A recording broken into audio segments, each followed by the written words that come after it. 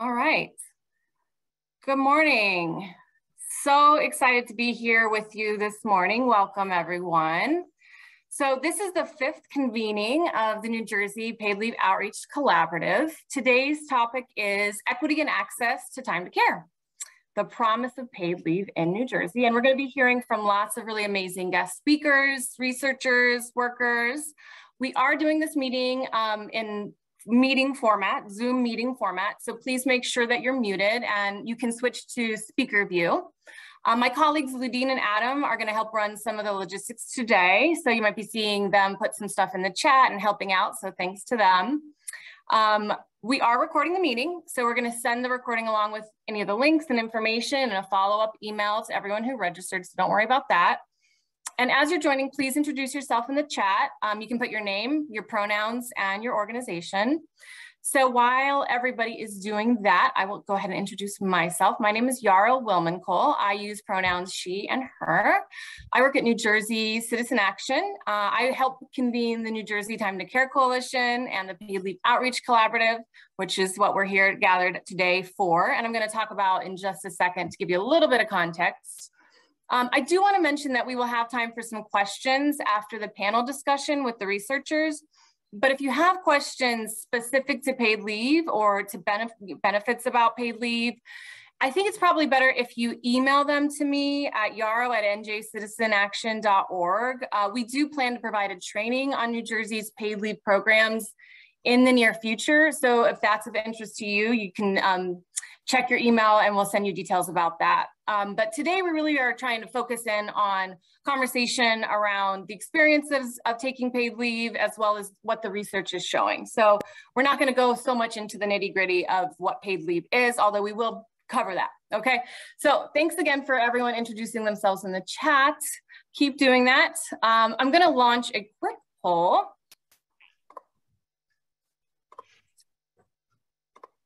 I know that when you registered, you did give us some feedback of what perspective you bring as you're joining us, but we'd love to just get some input from everyone now so that we can see who is here.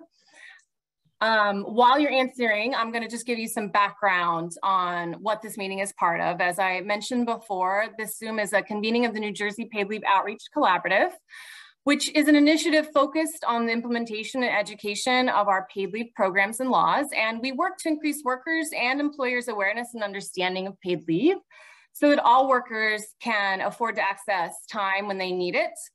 New Jersey is actually just one of a handful of states with a paid leave program, and we've had it for almost 13 years. But there are still many workers and employers who are unaware or maybe confused about what paid leave is. So the collaborative tries to tackle this lack of understanding or awareness by bringing together a really wide range of individuals and organizations, such as everyone who's here today. Just folks who we want to kind of recruit to the effort and those who are interested in increasing awareness and understanding and usage of paid leave. So I'm going to skip the third bullet you see highlighted. It's really what we're doing here today, right? Analyzing the research to help identify gaps in awareness and really help to understand access here in New Jersey when people are trying to take time off and take their paid leave so that we can really better target our outreach and understand the program. So my job is to recruit you to join the collaborative. I'm going to remind you at the end of the meeting today how to do that, but we do ask that you fill out a form so we can understand what role you might want to have in participating in the collaborative. Okay, so I hope that everyone was able to complete the poll. I'm going to go ahead and end that and share it with you. Okay. So we have a lot of representation from those with an HR or employer perspective, which is great. And we really are excited to have you here. We have a lot of advocates and organizers who care about this issue for the folks that they serve, some policy folks, people becoming maybe just as individuals, others in government, and a few funders. I suspect we actually have some social workers or family service folks that may be joining us because we did see that there were a number of them registered today. But anyways, that's who we have here. So thank you, everyone. And we really just welcome, all the different perspectives. Your input is really valuable. So I'm going to go ahead and actually kick off the meeting officially. If you didn't think I already did it before, I'm going to share a welcome message from the Honorable First Lady of New Jersey, Tammy Murphy.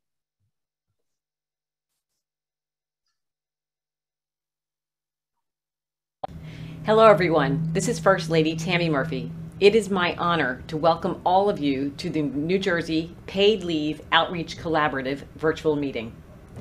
The health and well-being of New Jerseyans has been the primary focus and top priority of the Murphy administration for the past 2+ years. Throughout the pandemic, our expansive paid family leave and disability programs enabled workers to take the time off that they needed to care for themselves and their families while still receiving a wage. I am incredibly proud that Phil took the step of extending these benefits at the very beginning of the pandemic to lessen the financial burden for workers who got sick. And paid leave will continue to be an important public policy long after the pandemic is resolved. In fact, paid leave is an essential tool in the fight to combat the Black maternal health crisis. To work immediately following labor and delivery, she isn't able to properly focus on her own healing or the health of her baby. Further, paid leave, including paternity leave, can make a huge difference in everything from health outcomes to emotional well-being to brain development in infants. This period of bonding is critical for parents to connect with their newborn. For these reasons, and so many more, it is essential that every New Jersey parent has access to paid family leave. And I am proud that because of my husband's leadership, New Jersey has among the most generous paid family leave programs in the nation, with up to 12 weeks of paid time off. As Nurture NJ continues to work to transform New Jersey into the safest and most equitable state in the nation to deliver and raise a baby, achieving equity and access to paid family leave is a critical step. Thank you so much for your participation today, and I wish you the best for a successful discussion. Thank you so much. That was great. The First Lady, of course, is a huge champion for families and moms and babies. And we, of course, applaud the efforts of Nurture NJ, and we share their goals. We're striving for equity as well and make it the center of what we do. So let's keep the conversation going.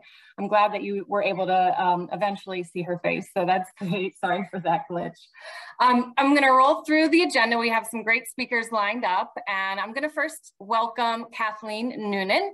Kathleen is the CEO of the Camden Coalition of Healthcare Providers, which is a multidisciplinary nonprofit working to improve care for people with complex health and social needs in Camden and across the country.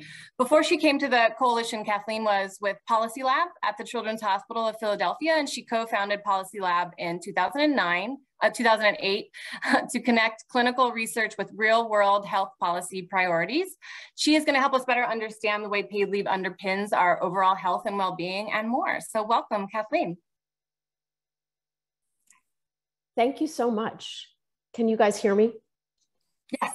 Okay, great, good. Well, good morning. I want everyone to know that one of my first reactions to coming to New Jersey to work and to be an employer was thank the goddesses that I am going to be in a state that has paid leave.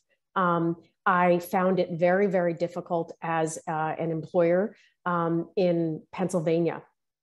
And I'm sad also to say employer at a hospital that didn't have the kind of benefits that you all have in New Jersey, that we all have in New Jersey now. And so I just want to say that I'm a very relieved employer in New Jersey. I have sort of three things to say about paid leave: that it's good for all employees, that it's good for kids, and that it's especially good for low-income families, low-income parents. And so let me just say a little bit about why it's good for all employees. I am in Camden, New Jersey. I have about 80 employees.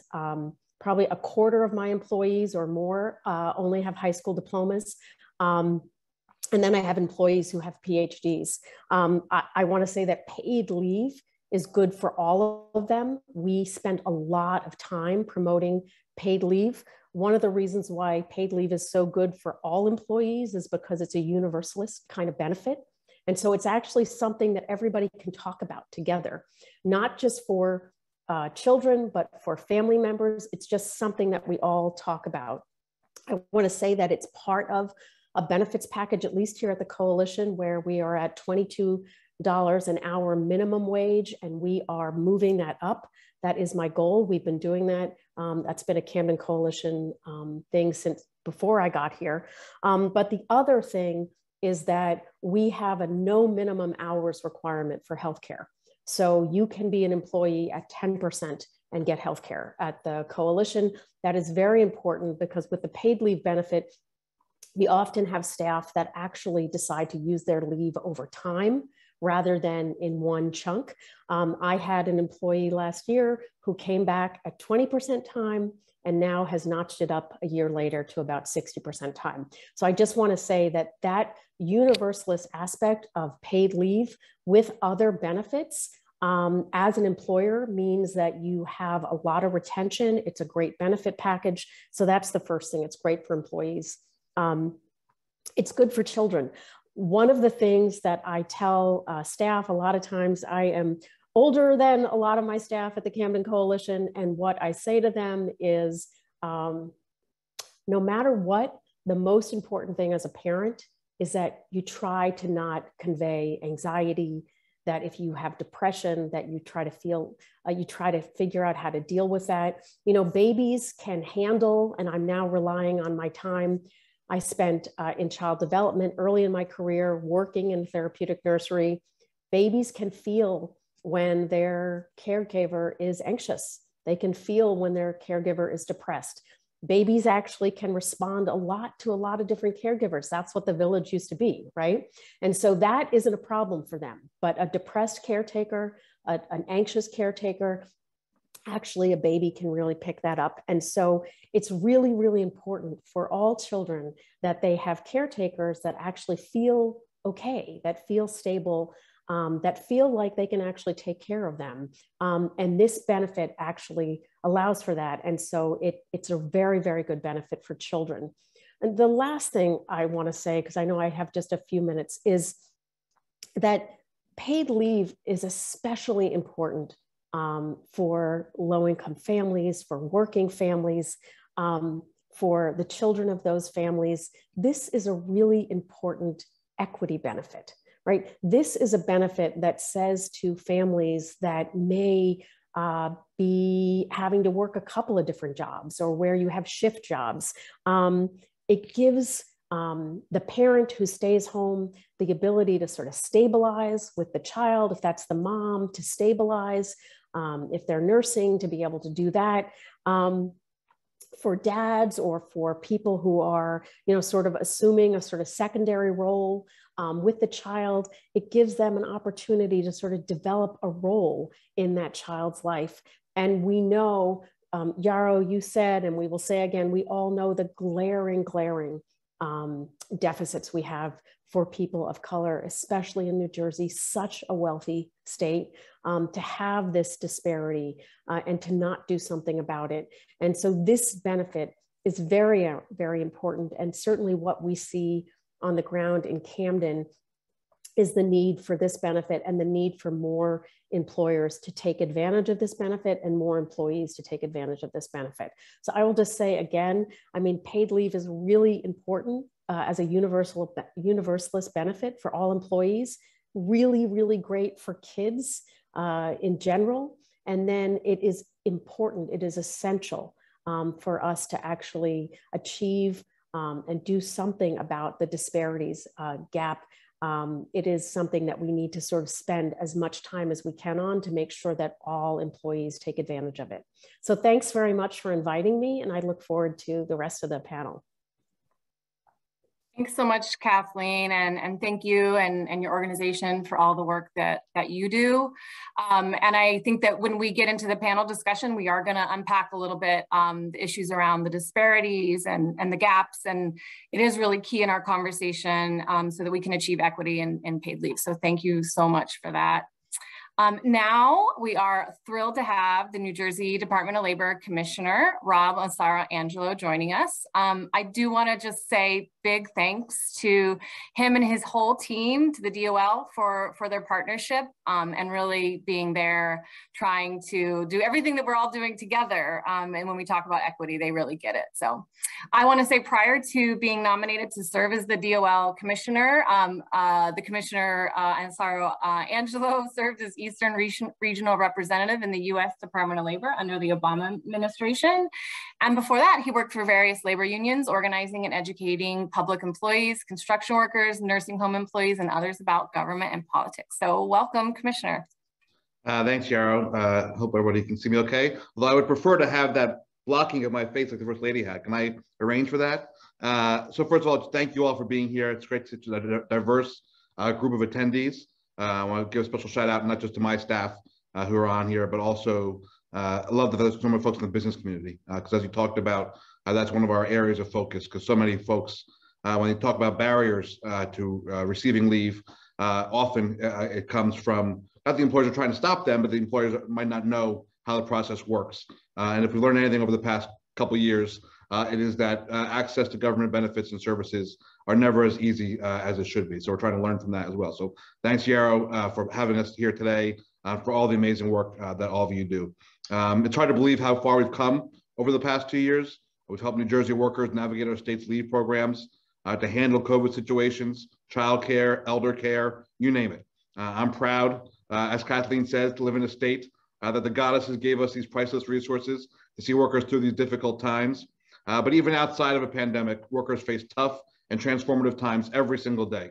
And they should be able to handle these moments when the need arises without risking their jobs or giving up steady income. The Murphy administration, as the First Lady said, and the legislature have made paid leave one of its top priorities, so we can support our workers when they need it the most. We're just one of just 16 states, plus DC, to have statewide earned sick leave laws. One of just 11 states plus DC with paid family leave, and one of only 5 states plus Puerto Rico to have temporary disability insurance. New Jersey was the second state behind California to pass and fund paid family leave. They passed our policy in 2002 and began payments in 2004. Ours passed in 2008 and began payments in 2009. Strangely, the state of Washington passed paid family leave in 2007, but they didn't pay for it. There was no funding for it. So in 2017, they passed another law and began paying benefits in 2020. I'm very proud that our staff was called upon to go out to Washington State and help them out by sharing our successes and our missteps with the implementation of the program. I know our staff's been called on by many other states as well, including most recently Massachusetts, as they stand up their program. Since March of 2020, our temporary disability and family leave insurance programs have paid over $1.6 billion, billion with a B, to more than 250,000 claimants. We saw an almost 15% increase in eligible TDI claims from 20 to 21, and a 23% increase in benefits paid out. FLI, family leave, I'll call it FLI from now on, and TDI is temporary disability. FLI saw a 10% increase in eligible claims from 20 to 21, but a nearly 85% increase in the amount of benefits paid. And if we go back to 2019, it was a 180% jump in FLI benefits paid. This is largely due to Governor Murphy signing legislation that went into effect in July of 2020, expanding TDI and FLI. FLI weeks were doubled to 12 consecutive weeks in a 12-month period. And importantly, intermittent leave days were increased from 42 to 56 days.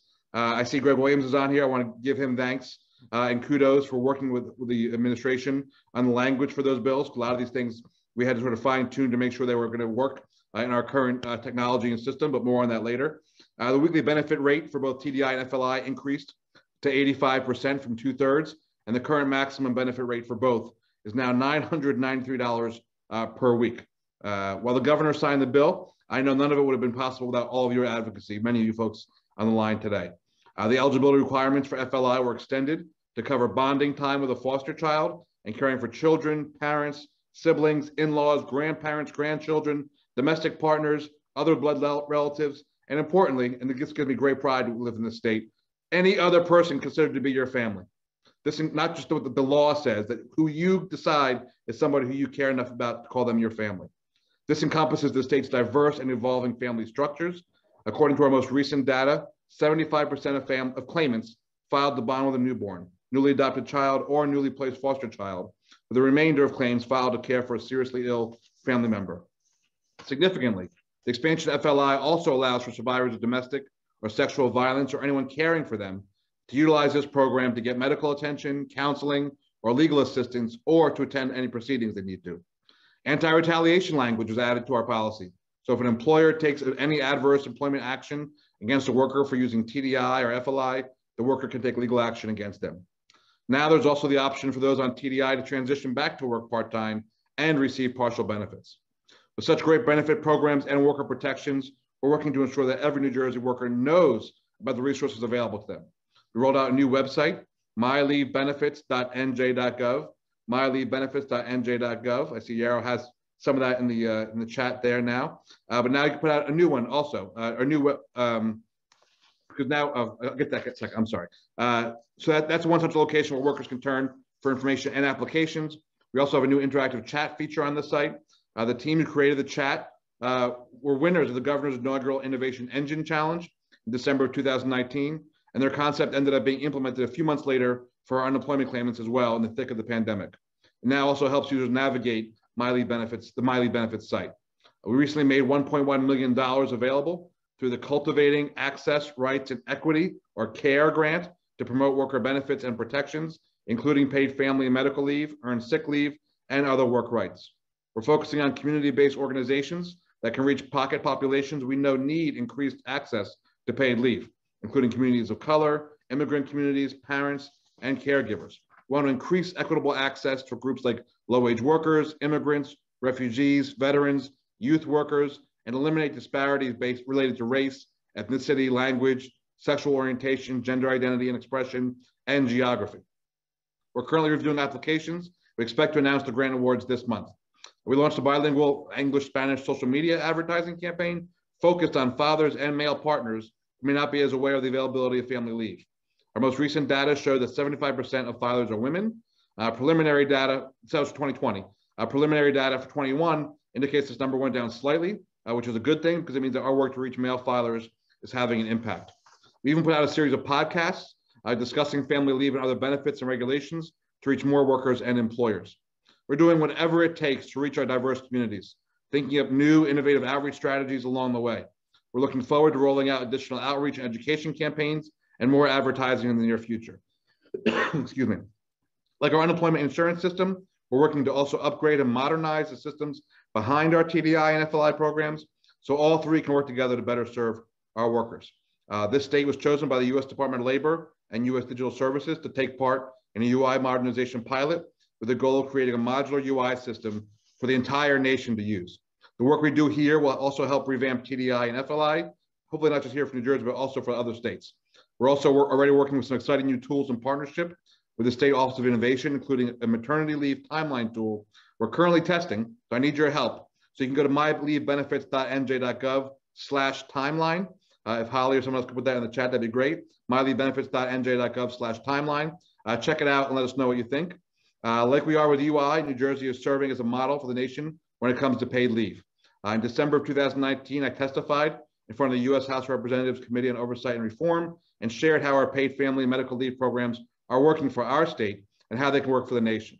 As of October 2020, federal employees get 12 weeks paid leave after the birth or placement of a child, which we had that when I was a federal employee. Although it keeps being met with roadblocks, I'm still hopeful Congress will pass a national paid leave policy and bring us in line with about 180 other nations in the world that guarantee paid leave for their workers. The U.S. remains just one of 6 countries that without this critical job and wage protection for our workers. Despite the pandemic, our resolve to achieve our core mission has never wavered, to make sure our workforce is among the strongest and healthiest in the country, to see our businesses flourish, and to do our part to help achieve a stronger and fairer economy. A big part of that is taking care of our workers. Workers shouldn't have to choose between earning a paycheck and taking care of themselves and their families. We've seen clearly during the pandemic how valuable paid leave programs can be. Our workers shouldn't be punished or lose their jobs because they need to deal with certain life events. They should be treated with dignity and the respect that they deserve. And when workers are treated fairly, they're more productive and loyal to their employers. So thank you very much for having me here today. And thank you so much for all the work that you do all the time. Not just Yarrow and Citizen Action, but all the folks and advocates who are on the call today. And I look forward to seeing you in person sometime soon and continuing our fight together. Thank you. Absolutely. Thank you so much, Commissioner. That was a lot.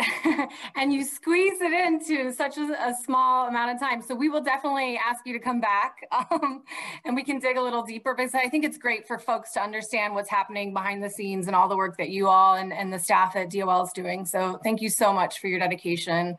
It's a lot. So yeah, we'll see you again, I'm sure, at another meeting. I'm excited now to introduce my colleague and my friend Danica Lafortune. Danica, I'm going to let you introduce yourself a little further, because you really have so many hats and you're connected to paid leave both in your personal life as well as your professional work. So if you wouldn't mind going off mute and introducing yourself to everyone and tell us a little bit more about what paid leave means to you. Welcome, Danica. Hi, everyone.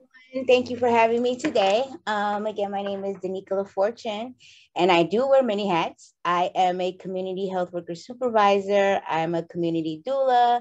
I'm also a mom. I'm also a friend.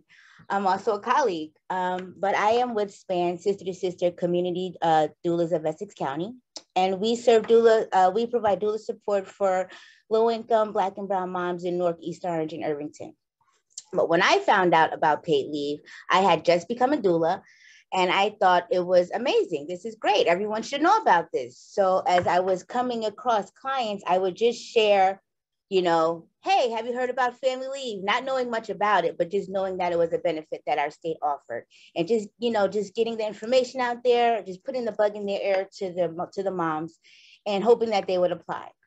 Then I became a community health worker, and I definitely had to share this information. I was working with not only pregnant moms, so this benefit is, of course, beneficial to them, but I was just working with women in the community. So, you know, allowing them to know that this benefit was not only for bonding time, which is great, but also if you just needed to give care to someone. And we already know, as the commissioner said, that can look like anyone.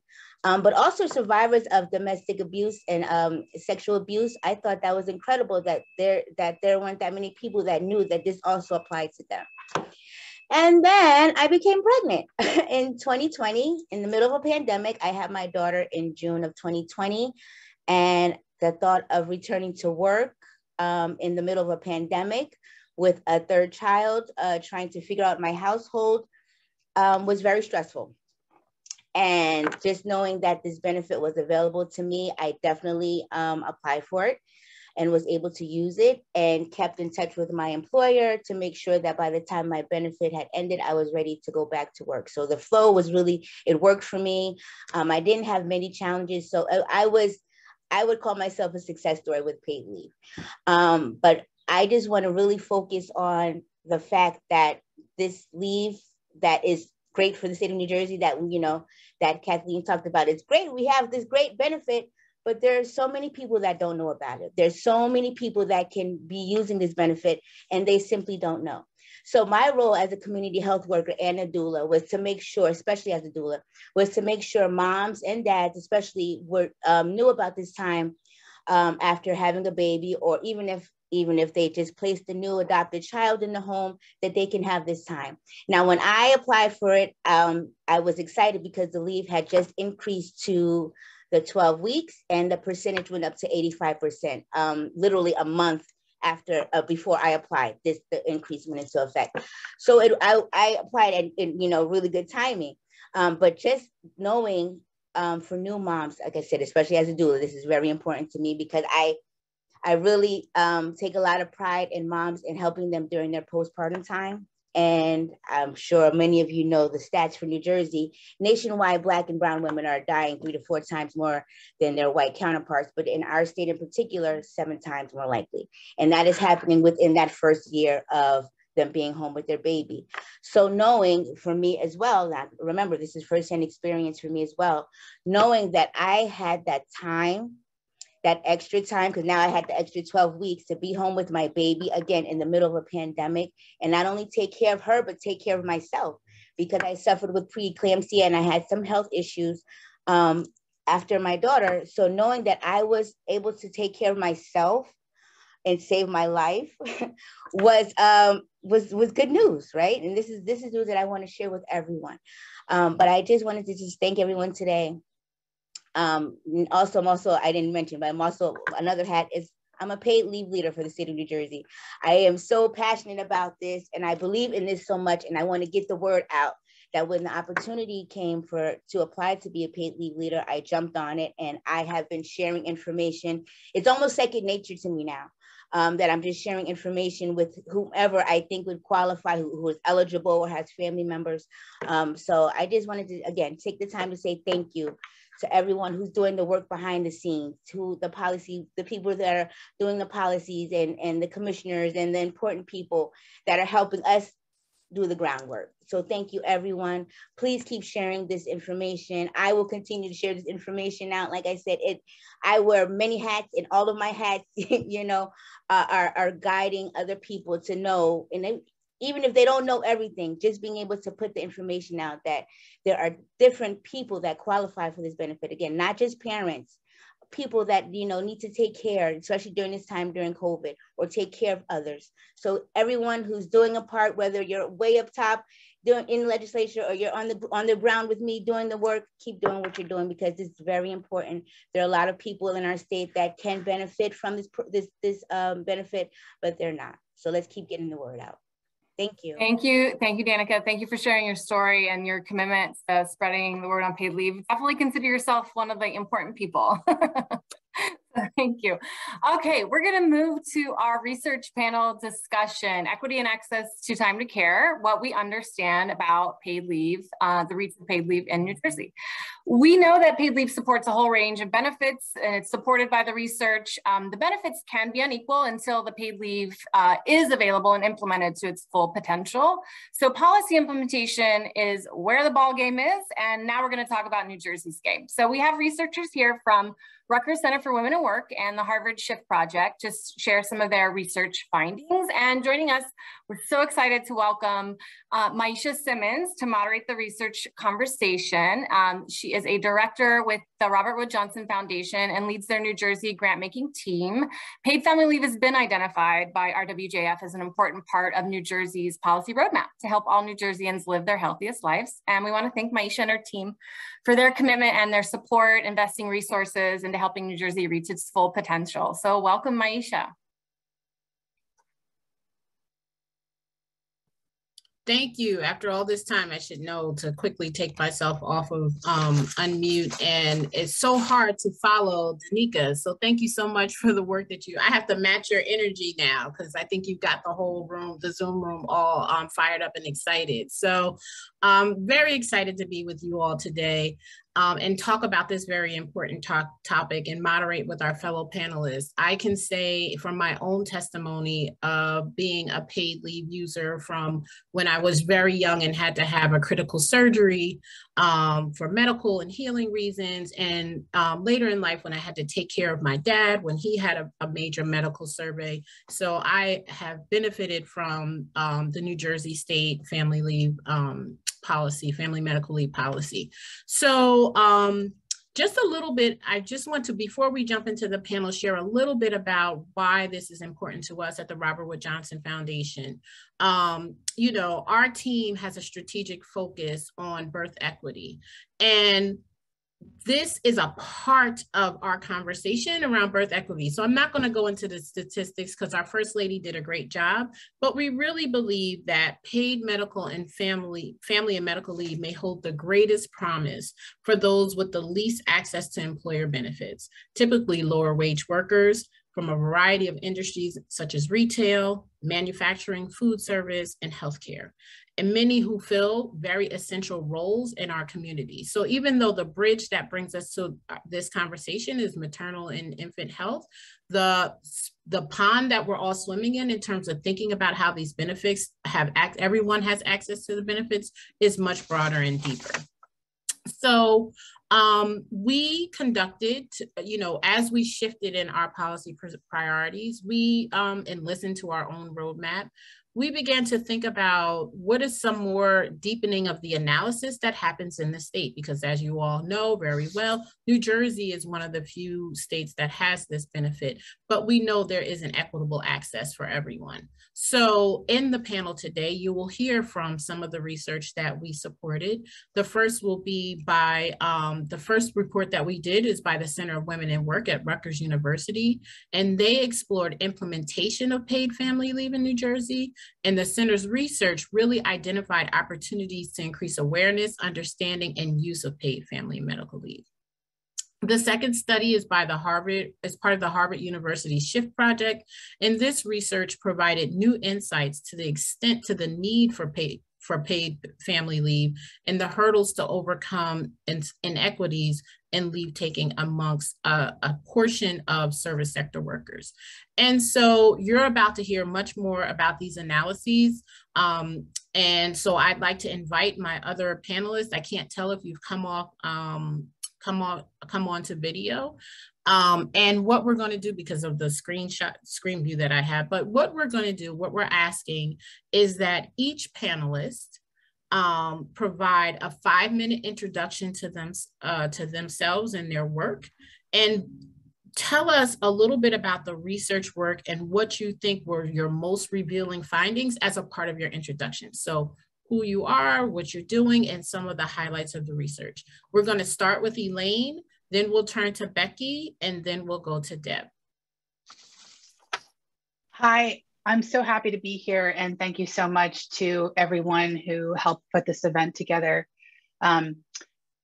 I'm so excited not only to be talking about New Jersey because I'm from New Jersey, but I'm really passionate about this topic. When I came to work here at the SHIFT project, I saw the potential for the type of data we collect to do a lot to inform about the uptake and usage of family leave insurance and paid leave in general in New Jersey and elsewhere.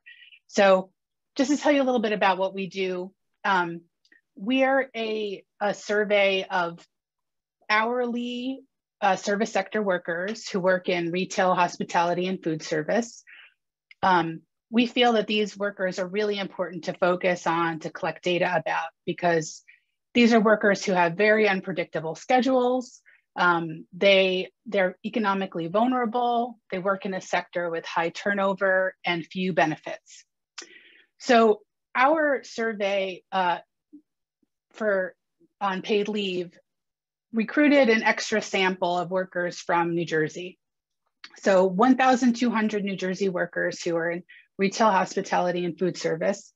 And we focused on these workers because these workers are also the least likely to get paid leave from their employer. So making sure that they knew that they had access to the benefit in New Jersey is key for them to take leave at all. So this great slide that you have in front of you shows the disparities between different groups who, when it comes to awareness about the policy. So as you can see, we see some good awareness by gender, so it was nice to hear the commissioner talk about his work raising awareness among men. So we sort of see that that gap is smaller than we might anticipate here, but we see a big disparity by Latinx workers. So they were much less likely than other groups to know about the law. And we know that awareness is key. If you don't know about the law, then you can't really utilize the law or the program. We also noticed that there were big disparities by education level. So folks that had some college work under their belt were more likely to know about the program than folks who had a high school diploma or no college degree.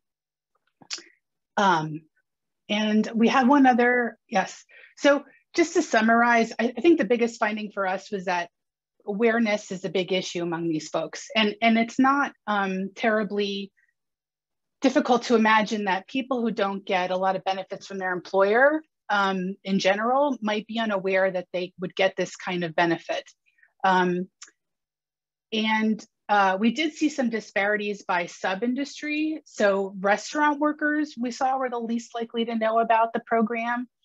And we know that job protection, to echo my colleagues who often talk about this at the collaborative here, job protection is key. So when folks know that their job is protected, they're more likely to know about the program and take advantage of the program.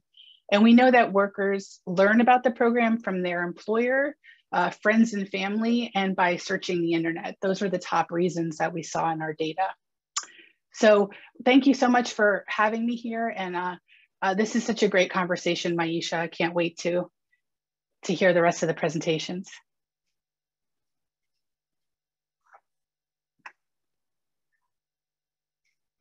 Thanks. So Becky?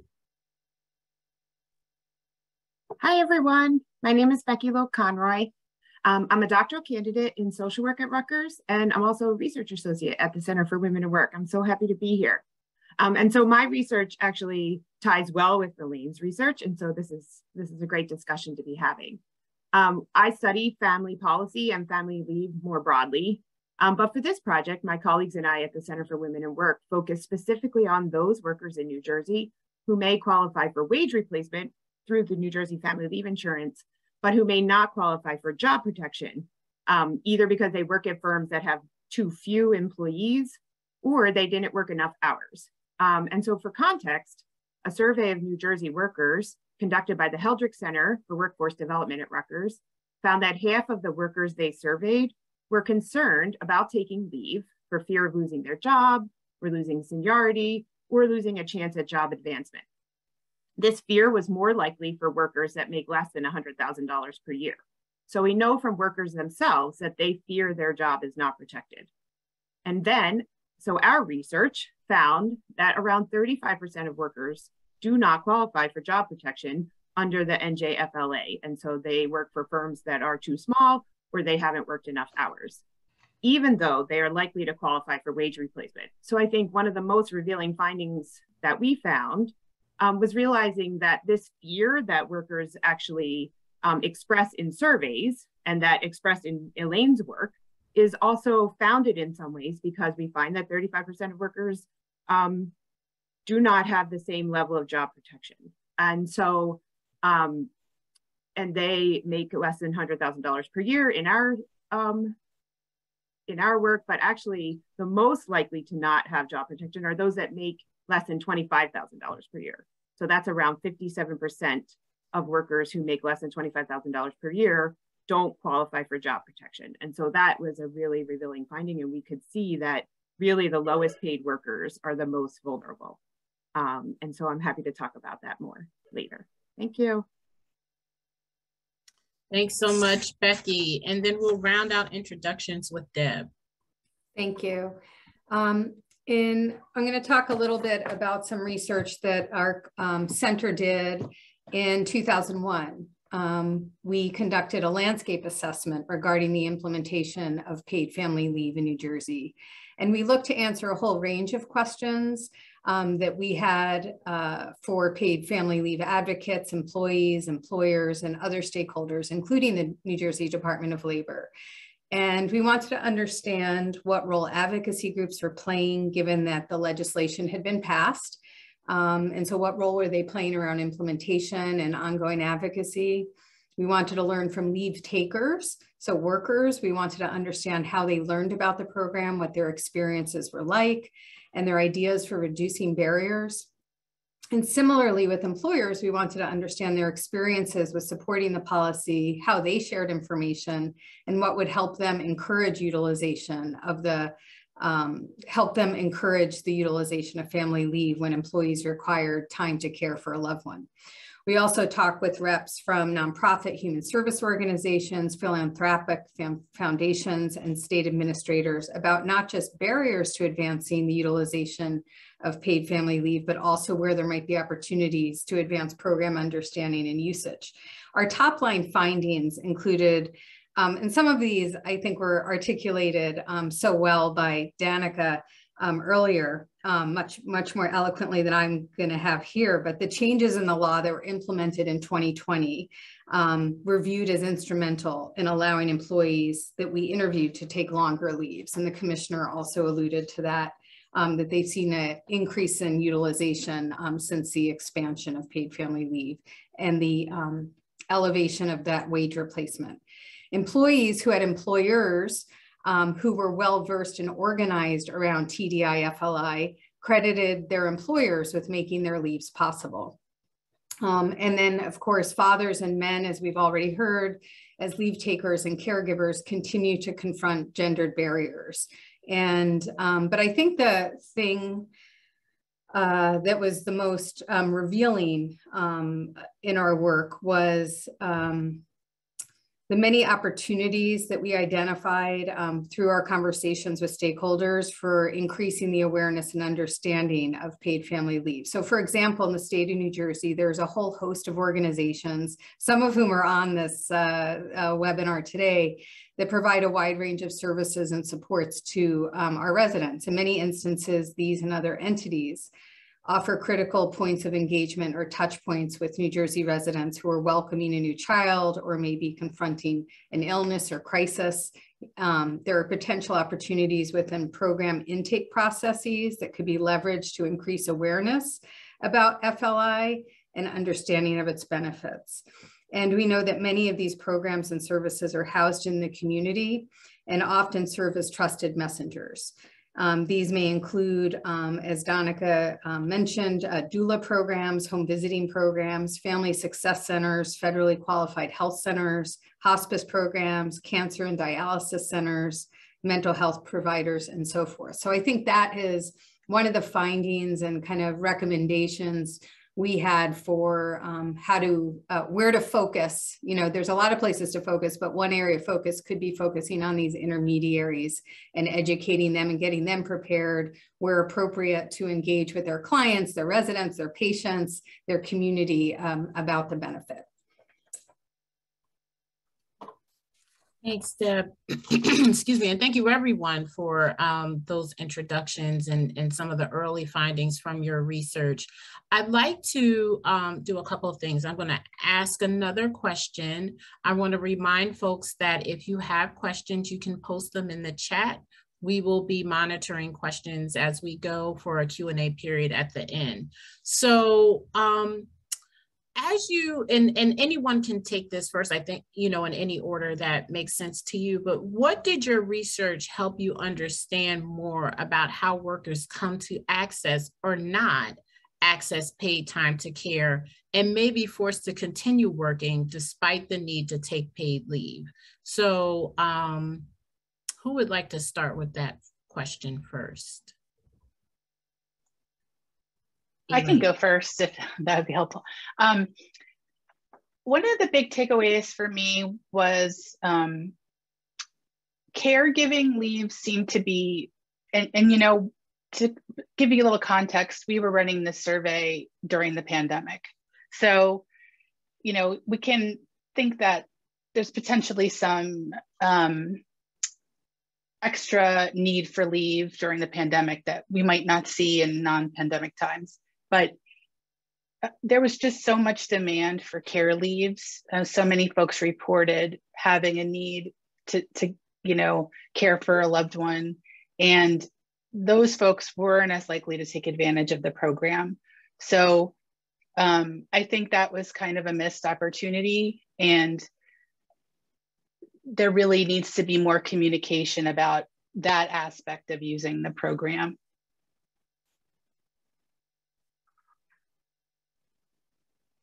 I can go next. I mean, I think one of the things that this research helped me to understand, like most things that we find in terms of workers and benefits that they use, is that there are certain groups of workers who are more likely to take leave and are more likely to qualify for job protection. And the ones that aren't likely to take leave or who don't feel comfortable enough to take leave because they fear this lack of job protection are those who are the most vulnerable, who work in precarious jobs. So this is how our research aligns with Elaine's. We found, similar to Elaine's research, that those who work in the types of jobs like construction, restaurant workers, those kinds of workers are the workers that are least likely to feel that their job's protected and to be covered under NJFLA. And in addition, when taking race and ethnicity into consideration, we found that Hispanic workers, like Elaine found, are least likely to be covered. And so these workers already might be marginalized by income, profession, or ethnicity. And so they might not choose to take leave because they fear their job is not protected, or because they fear that they're going to come back and not have the same kinds of hours, especially with precarious work or work that's assigned weekly. You know, maybe they've worked so hard to get up to like a particular shift or something like that, where, you know, they may end up coming back to work at a different shift that they've worked so hard to get. And then that affects their care as well when they return to work. So those are the kinds of things that I feel are barriers to people taking leave that we found. So I'll go next. And I think that we find that employer and work culture are really critical in creating an environment in which employees feel safe and supported in taking leave. And even in, you know, some of our interviews with people who are really empathetic, I would say, to leave and are excited about the policy, you know, noted language that we use, you know, kind of every day, or things that you might hear as offhand remarks, you know, we just heard a story the other day, actually, from someone who's helping us with develop some paid leave educational materials, that when her husband went to take maternity leave or paternity leave in New Jersey, that the employer's response was, well, why do you need 2 weeks? Most guys only take 1 week. So that's so much part of our culture where we still don't value, you know, care and caregivers, and have certain images in our mind about who is a caregiver and who can take leave from their job. So I think that the big kind of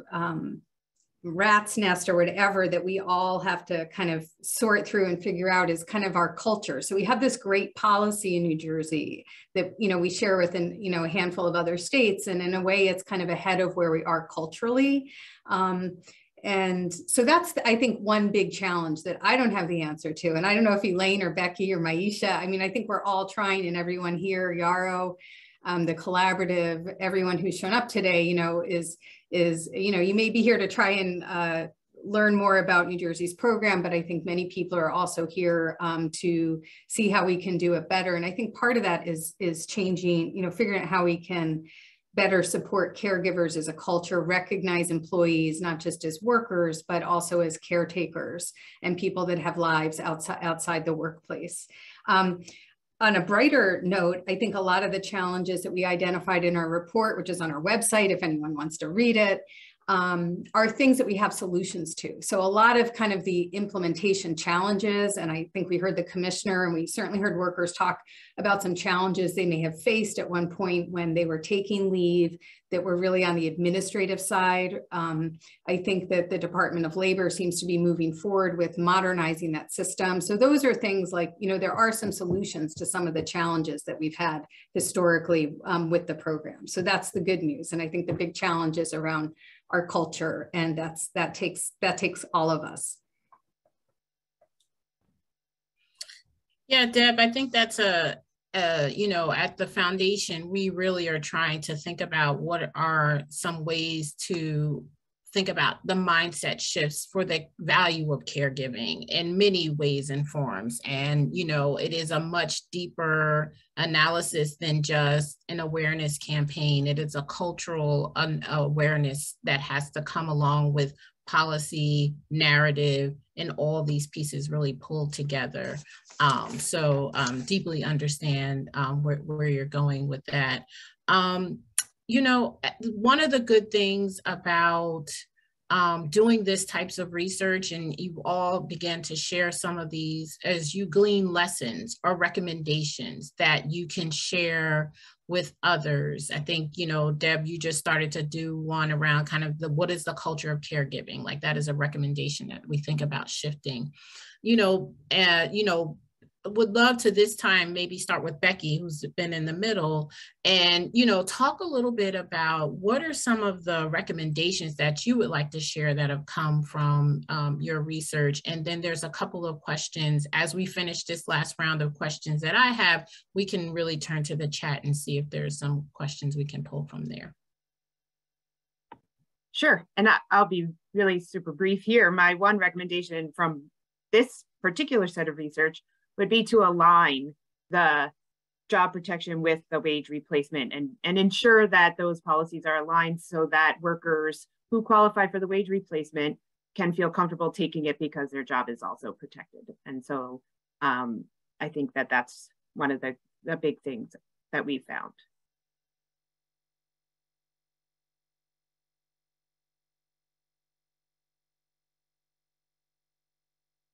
Elaine, anything you'd like to share? Yeah, I mean, I think what we see is that workers in our sample cannot really afford any gap in pay. They're also already working, living paycheck to paycheck. They're already going to experience a variability in their household budget because of a new baby or caregiving. So, as much as we can, ensuring that lower wage folks can get a substantial replacement of their benefits when they're away, I think would really, really empower a lot more people to take paid leave and use the program. Absolutely, that's very important. And Deb, any? I mean, I think I already started to get into my recommendations, but I think that what we're doing, I'll just share, and again, I think this was in part thanks to an investment from the New Jersey team at the Robert Wood Johnson Foundation. We're working with the collaborative and other stakeholders to develop some materials, some education and outreach materials for specifically targeted to those intermediary groups who tend to work with some of our lower wage residents. And so you'll be hearing more about that going forward, but it seems like the Center for Women in Work, again, working with partnership with many others, will be kind of following some of our own recommendations by taking on this next phase of work where we will be partnering with these intermediaries to understand more about the research evidence that supports paid family leave. I mean, we've had social workers kind of say to us, look, our organization might spend a few minutes on this. Social workers have tons of stuff to do.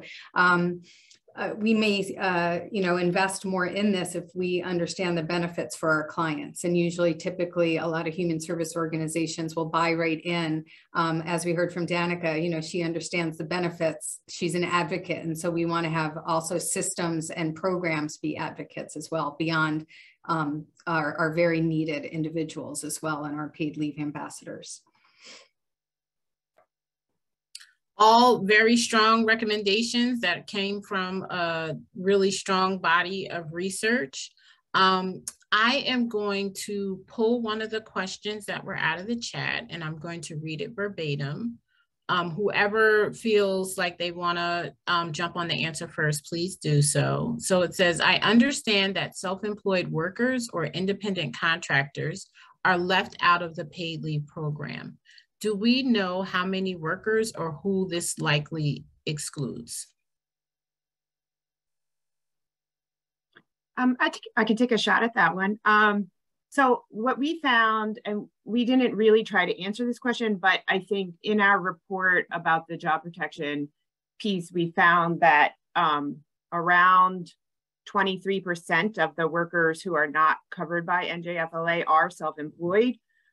But they also would not necessarily qualify for the wage replacement either, because self-employed workers aren't covered. And so I think that's really an interesting thing to think about. Some other states do have the ability for self-employed workers to opt into the program and pay into it so that when they need it, they can get payment. But that is definitely, so I'm not totally sure who it covers. but that really is an interesting question and really important for future research as well in New Jersey.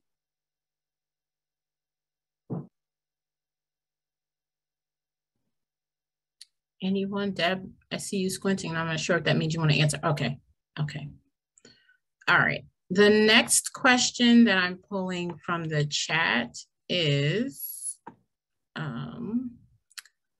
who might be impacted by the limitations of FLA and the fact that it re-ups every 24-month period? For example, a second pregnancy that occurs within this period.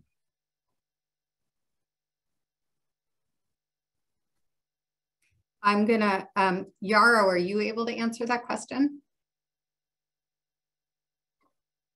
I mean, I think that's a good question to see if we can do some more research on, because we don't really know who's impacted. Obviously, this is going to be something that does impact the birthing parent moms that have children that are closer together, because they have limited job protection under the FLA, as they're limited to one set of 12 weeks within 24 months. So it's a really good point to mention. And there's so many factors we have to consider when we think about the gaps and who's left out. So it's a really good point. The only thing I would add to that is not only, two children, birth events or child events, but also you could have a caregiving event and a child event.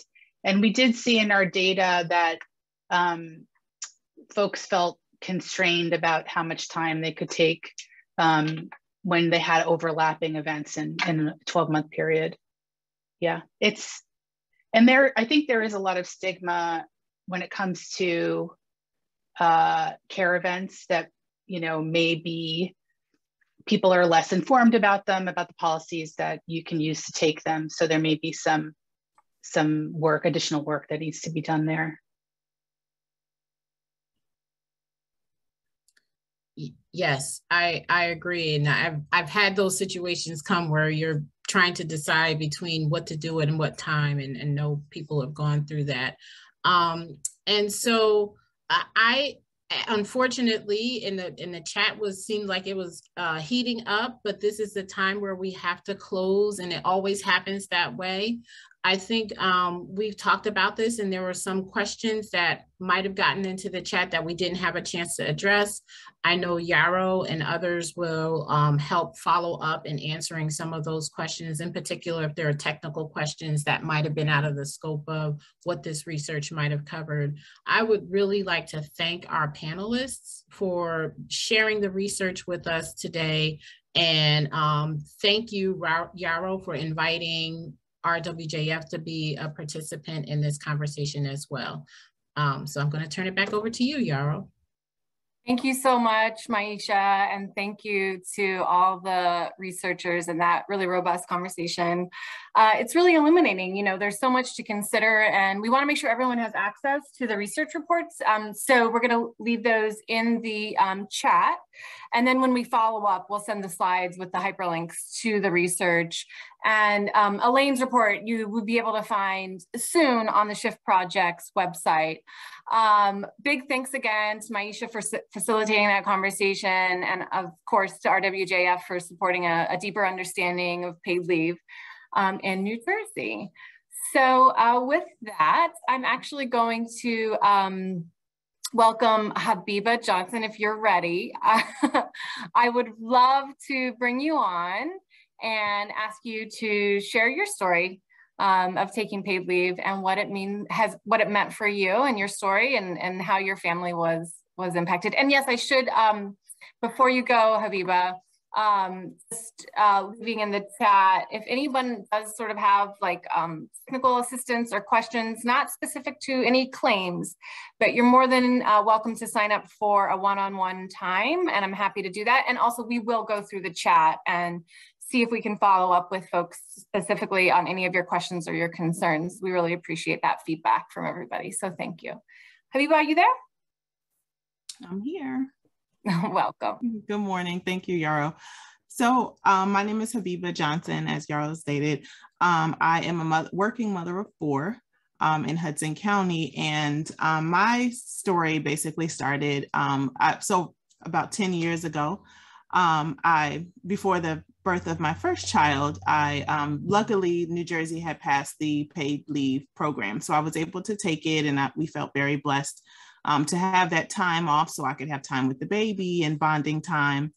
Unfortunately, we did not know that my husband was able to take time off and stay home with the baby. So he missed out on some bonding time, but it was okay.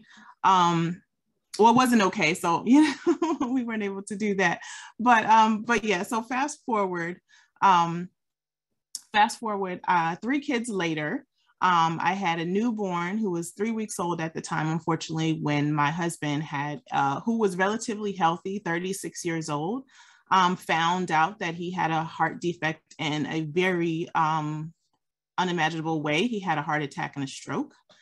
So I found him when my daughter was 3 weeks old. I actually found him on the kitchen floor, unconscious. He had suffered from a heart attack and a stroke. So therefore, it was kind of just like going into panic mode. What are we going to do? I have a 3-week-old child. I have 2 other children that I'm taking care of. And now I have a husband who, like I said, had just suffered from a massive heart attack and a stroke. And so we lost in income. So we were down in income, and we were only making do with what I was making on paid family leave, which is less than it is now. So we were in a very tight spot financially. And then, we had to kind of figure out what was happening. I mean, I was grateful that we were in New Jersey. We weren't in another state that did not have paid family leave, because we could have definitely been somewhere and had nothing and just, had to figure it out as to what we were going to do, how we were going to take care of ourselves financially with 3 children, and how basically I was going to do that because my husband was not working at the time. So as you can imagine, I'm sure, it was an emergency situation that we were put in. And, we had the time. My husband, got better. My kids are now in school. But, 6 weeks, what we realized that 6 weeks is not enough paid time to have bonding time, to take care of a loved one. And, after my 4th child, who was born not too long ago, now New Jersey passed 12 weeks paid leave time. So, that's great. That's a great addition, and that's helping so many people.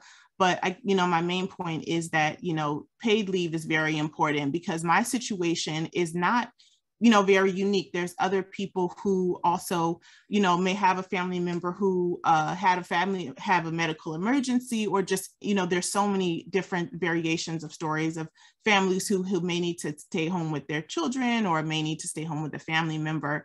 So I'm just very passionate about advocating for continuing to advocate for paid family leave, because it is something that everyone should have access to across the state, not only for a select group of people, but for everyone. So I just wanted to share that story. And I hope that everyone here today is also committed to continuing for that fight of advocating for paid family leave. Thank you. Thank you, Habibah. Thank you for your story. I mean, that is, yes, I can't even imagine so much that you had to juggle. And for reminding folks that paid family leave is available for bonding and caregiving, but hopefully not usually at the same time. But you're right, that isn't an unusual circumstance. So thank you for that and for your call to action. We hopefully will have time here shortly to go into some breakout groups to have everyone brainstorm a little bit and discuss some things. But first, I actually want to welcome Senate Majority Leader Teresa Ruiz. Senator Ruiz serves District 29, which covers a portion of Essex County and most of east side of Newark and the township of Belleville. And she's the first Latina to lead the Senate. Senator, welcome to the conversation. We'd love to hear your thoughts on being able to take leave and the value of that time for you and your constituents. Welcome. Thank you, and thank you to the collaborative, and thank you, Habibah, for sharing your very personal story. I can share my personal story, and this was before we extended the time frame and raised the percentage. I know a lot of women and families in this space, and we did some things via legislation to tweak this, but when I was home on leave, maternity leave, I didn't get my debit card until I was supposed to be reported back to work. I think it was 2 days after the day I was expected to go back to work. And so for me, in a household that we had already budgeted for this time frame, and I have a partner with another income in there, it wasn't an impact. But I remember fretting as soon as we came back, and we tried to do some things in place to be sure that, you know, pregnancy, we know, is 9 months, could be shorter than that. This is not something that happens unexpectedly. So the payment process should be more thorough and effective and efficient, because anyone who would have been the head of household during that time frame by themselves, getting their accessibility to their funds days after they were supposed to report back to work, we know would have created a severe impact to that household, whether they had to purchase formula or diapers, et cetera, during that time frame. In this space, I also want to say that this country does a terrible disservice to families during the most overwhelming, passionate, loving, nurturing time frame. When I think about what other countries do to support women during this time frame, I remember watching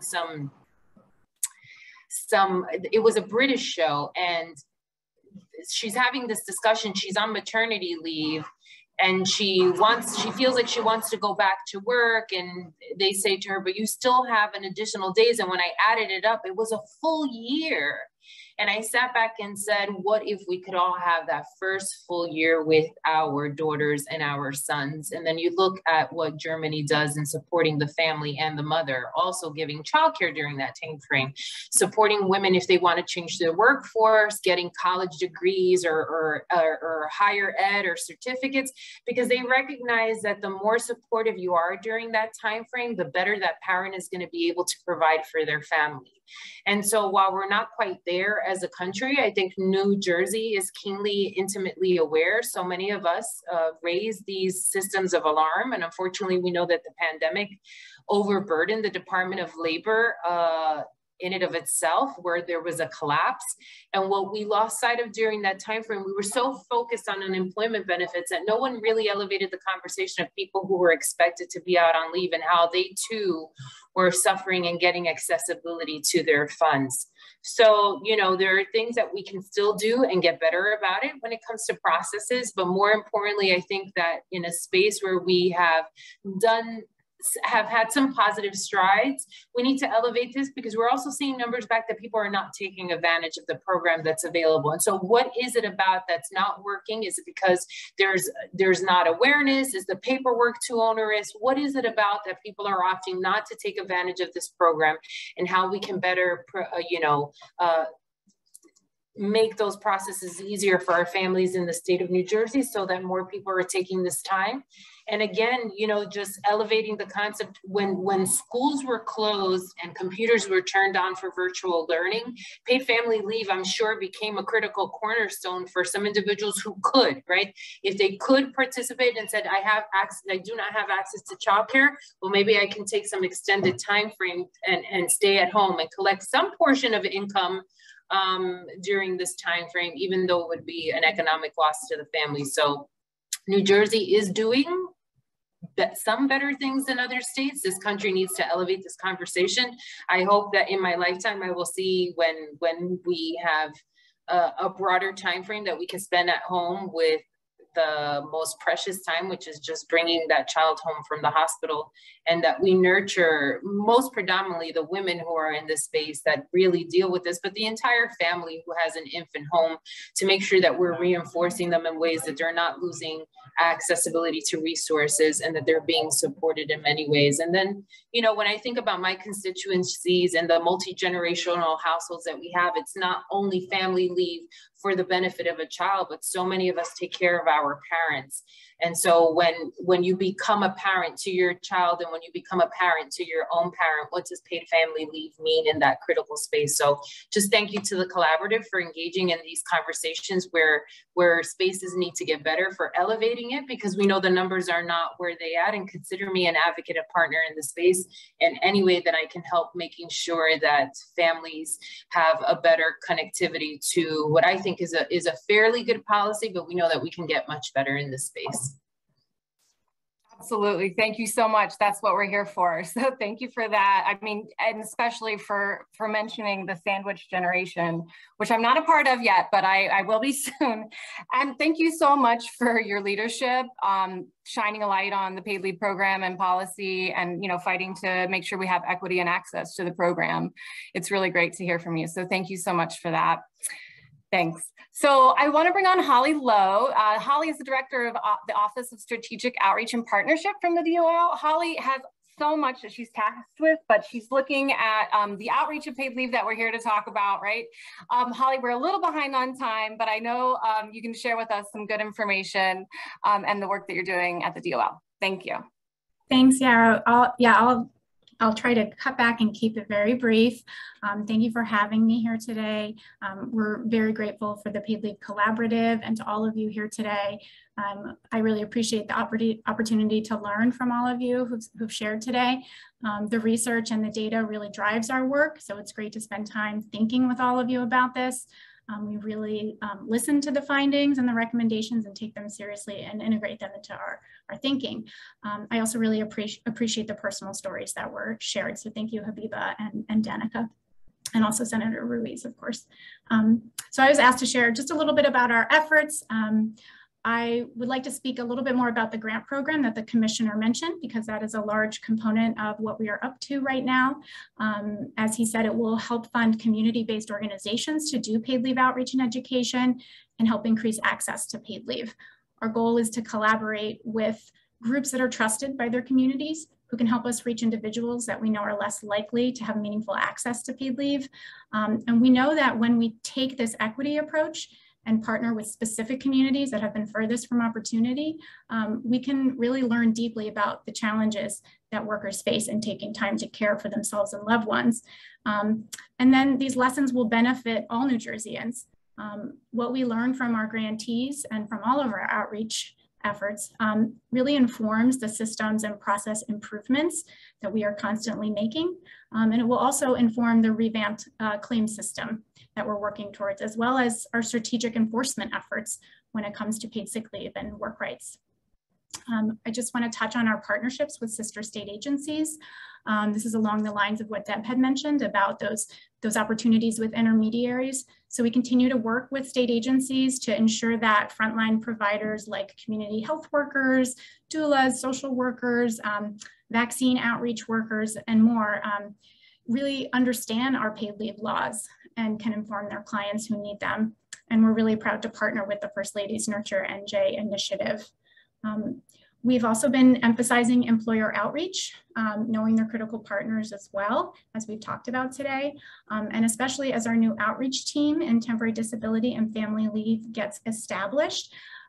We have a new community relations manager in that division, Jennifer Veneziani. I know she introduced herself already in the chat and extended an offer of assistance. Thank you, Jen. And she's fantastic. She's building a really great outreach team. We're all here to provide resources and presentations on paid leave, and look forward to working with all of you. We're always open to your feedback and to hearing any concerns you may have. So you can feel free to reach out to me. I know Jennifer is also happy to make connections with you, and our contact info will be in the chat. And I think some of the members of the outreach team already introduced themselves, but you can, if any of you haven't, please do so. And just please be sure to see our websites, and I'll drop some key resource links in the chat. Some of them have been, but I'll do it again. Thank you. That's all for now. And again, I appreciate the opportunity to be here. Thanks. Thank you, Holly. I very much encourage folks to check out the website. It's a wealth of materials, and every day there's like something new happening there because of Holly and the great work that they're doing at the Department of Labor. So thank you so much for your amazing work. So everyone has expressed in the past when we've had these collaboratives how much they like getting together to discuss their different experiences and perspectives. So we're gonna do that, even though we only have about 8 minutes. So the question, if you could put that up, Ludine, it's just basically, what do you think are the biggest challenges in understanding and access paid leave benefits? And then what can we do to better support and educate potential leave takers about their benefits? So it's, just a little brainstorming conversation. So we're going to go ahead and launch those almost right now, but I just want to say your moderator might be one of the researchers, because the researchers always love to learn more from folks like yourselves, but don't worry, anything you share is going to be anonymous. So yeah, let's launch the groups, and I'll see you back here in about 8 minutes before we wrap up. So thank you, everyone. Let me see what group I join here. All right, let's go for it. All right, everyone. I see that some people are back. That was quick, but I wanted to honor that time to chat with everyone. Where is everyone? Well, there are 13 of us, so let's see if other folks are joining. There we go. Okay, everyone's piling back in. Cut us off, Yarrow. No, I'm kidding. All right. Yeah, I know that was quick, you know, but we really appreciate the conversation. We don't have time to debrief it. You know, often we like to do that, but the moderators, you know, will anonymously share what they learned to help, you know, keep informing this conversation. So thank you for everyone's time. Okay, so with that, we're going to start to wrap up, but as I promised, I want to make another pitch to have you fill out the form to join the collaborative. We plan to meet again in September, and we're going to focus on this lesser known aspect of paid leave that we did mention today, but we're going to dig a little deeper into it, the caregiving piece. And here are some details of what it means to join the collaborative. You just need to be committed to this goal of increasing awareness and understanding. Try to join us when we meet quarterly, and hopefully join a work group. As I mentioned in my breakout group, you know, we are going to be launching stakeholder groups that will dig in deeper into efforts for specific populations and stakeholders. So I hope that you can fill that out and let us know what aspect you're interested in. You can actually indicate that on the Join the Collaborative form. And finally, if you are impacted by needing to take paid leave, please consider sharing your story. It does make a difference in helping us understand the barriers and helping to ensure paid leave is available for all. So that's one link that I ask you to take a look at if you're impacted. And then one final action item for anyone who tweets is we have a tweet for paid leave. We're going to put that in the chat so that you copy and paste that if you're on Twitter. It's 11:30. Look at that. Thank you, everyone. Amazing guests, speakers. RWJF, again, thank you for your support. We couldn't do any of this without you.